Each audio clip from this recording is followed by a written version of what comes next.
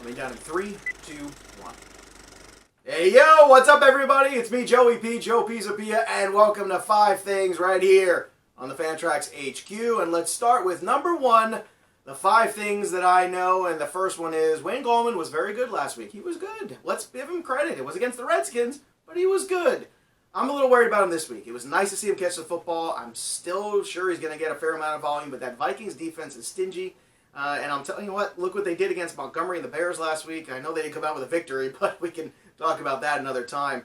Gallman's going to be a tough sell this week. He is a low-end flex play, so don't think that what you saw last week out of the Redskins is going to be what you see every week out of Wayne Gallman, because it's probably not. So just temper the Wayne Gallman expectations. Okay, the second thing I know is, speaking of David Montgomery, I understand that the 50 yards is not great considering he had 20 carries. I get it, but all the other games that weren't against the Vikings, the carries that he had, he looked really good. So, if he can play the Raiders this week in London, play them well, get 20 carries again, I think you're going to see about 75 yards and a touchdown from Montgomery with that same amount of volume. And with Chase Daniel, the quarterback, there's a good chance you're going to see that volume again. Oakland defense, not very good. So, this is it. This is the time. We've turned the page to October.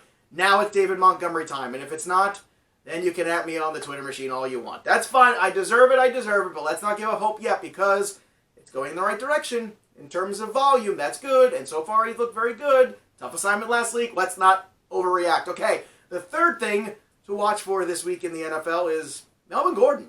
You know, he went from not being active to being active to, well, we're going to get him some snaps to, well, he's emergency only. Well, that was a lot to take in as a fantasy owner, and I'm not very happy about it, not at all. Now, I don't have any Melvin Gordon shares personally, but I feel your rage for you, so you're welcome. So what do we do now with Melvin Gordon?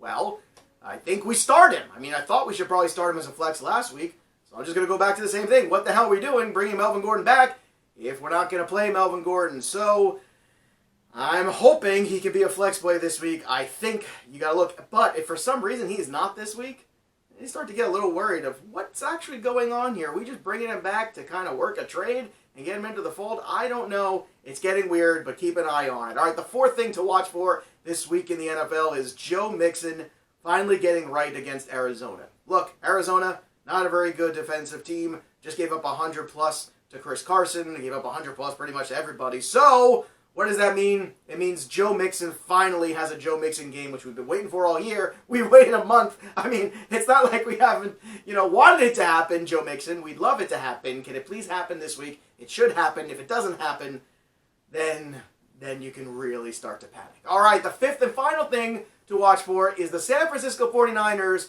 need to stop turning the football over. And what do I mean by this? Well, here's a fun stat for you. They're still third in giveaways, and they were on a bye last week. That's how many times they've given away the football, okay? So they've given the football away 8 times already in this young NFL season. That's not good. You can't win football games this way. They played some lesser opponents. I know they're the only undefeated team technically in the NFC, but I think that you saw Cleveland start to get right, and I think they're in for a long day, especially if they turn the ball over. All right, you can follow me on the Twitter machine at JoePizzapia17.